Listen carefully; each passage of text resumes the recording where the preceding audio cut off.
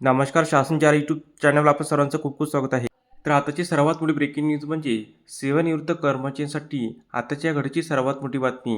त्या संदर्भात एपिसोडच्या माध्यमातून संपूर्ण अपडेट सविस्तरपणे पाहण्याला सुरू करूया. कोलकाता उच्च न्यायालयाने पेन्शन संदर्भात मोठा महत्त्वपूर्ण दिलासादायक निर्णय दिला आहे. यामध्ये न्यायालयाने स्पष्ट केले की पेन्शन ही एक प्रकारची बक्षीस नसून किंवा देणगी नाही, तर कर्मचाऱ्यांचा संवैधानिक कायदेशीर हक्क आहे.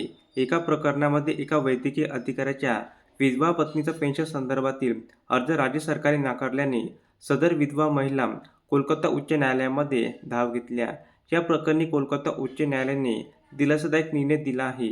या प्रकरणी न्यायालयाने राज्य सरकारला सुनावले की सदर पत्नीला राज्य सरकारी कर्मचाऱ्यांना देण्यात येणारे पेन्शन लाभ व अन्य लाभ तत्काळ देण्यात यावे असे निर्देश देण्यात आले आहे. सदर माहीत वैद्यकीय अधिकारी 20 वर्षापेक्षा अधिक वर्ष सेवा केली असून अशा कर्मचाऱ्याच्या वारसांना पेन्शनपासून वंचित ठेवणे हे अन्यायकारक आहे. यामुळे संविधानाच्या कलम 14चे उल्लंघन होत आहे, तसेच कलम 21चेही उल्लंघन होत असल्याचे स्पष्ट करण्यात आले आहे. सदर माहीत वैद्यकीय अधिकाऱ्यांनी आपले आयुष्याची 20 वर्ष सरकारी सेवेसाठी पणाला लावले असल्याने सदर कर्मचाऱ्याच्या वारसाला पेन्शनपासून वंचित ठेवू नये हे चुकीचे आहे. यामुळे तत्काळ पेन्शन व इतर लाभ देण्याचे निर्देश हायकोर्टाने दिले आहे. धन्यवाद.